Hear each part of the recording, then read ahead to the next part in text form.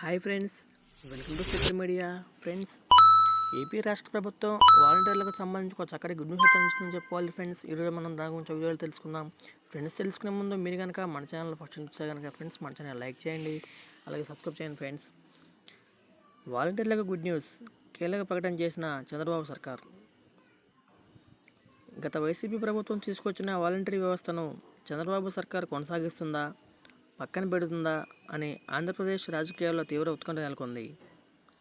Assembly ఎన్నికల సందర్భంగా volunteer వ్యవస్థను కంటిన్యూ చేస్తానని, జగన్ కంటే ఎక్కువ గౌరవ వేతనం ఇస్తామని చంద్రబాబు హామీ ఇచ్చారు.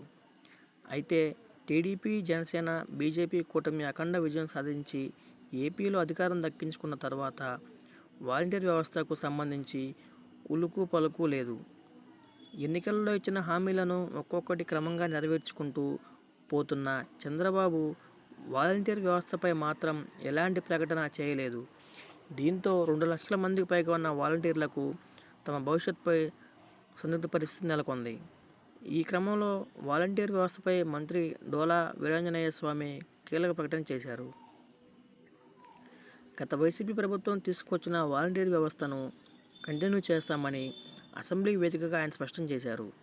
ప్రస్తుతం జరుగుతున్న ఏపీ బడ్జెట్ సమావేశాల సందర్భంగా వాలంటీర్ల కొనసాగింపుపై క్లారిటీ ఇవ్వాలని వైసీపీ శివప్రసాద్ రెడ్డి సభలో కోరారు.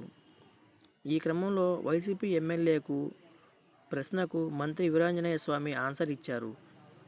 ఎన్నికల్లో ఇచ్చిన హామీ ఇచ్చినట్లుగా వాలంటీర్ వ్యవస్థను కొనసాగిస్తామని, వారికి ఇచ్చే గౌరవ వేతనం పెంపు ప్రతిపాదనపై కసరత్తు జరుగుతుందని మంత్రి క్లారిటీ ఇచ్చారు. మంత్రి వీరాంజనేయ స్వామి క్లారిటీతో గత కొంతకాలంగా నెలకొన్న సందిగ్ధానికి ఎట్టకేలకు ఎండుకాటు పడింది. అసెంబ్లీ వేదికగా మంత్రి చేసిన తాజా ప్రకటనతో దాదాపు 2 లక్షల మందికి పైగా ఉన్న వాలంటీర్లు ఊపిరి పీల్చుకున్నారు. ఫ్రెండ్స్, ప్రభుత్వం నుంచి మేము వచ్చే లేటెస్ట్ న్యూస్ అప్డేట్స్ కోసం ఫ్రెండ్స్ మన ఛానల్ లైక్ చేయండి, ఫ్రెండ్స్ సబ్స్క్రైబ్ చేయండి.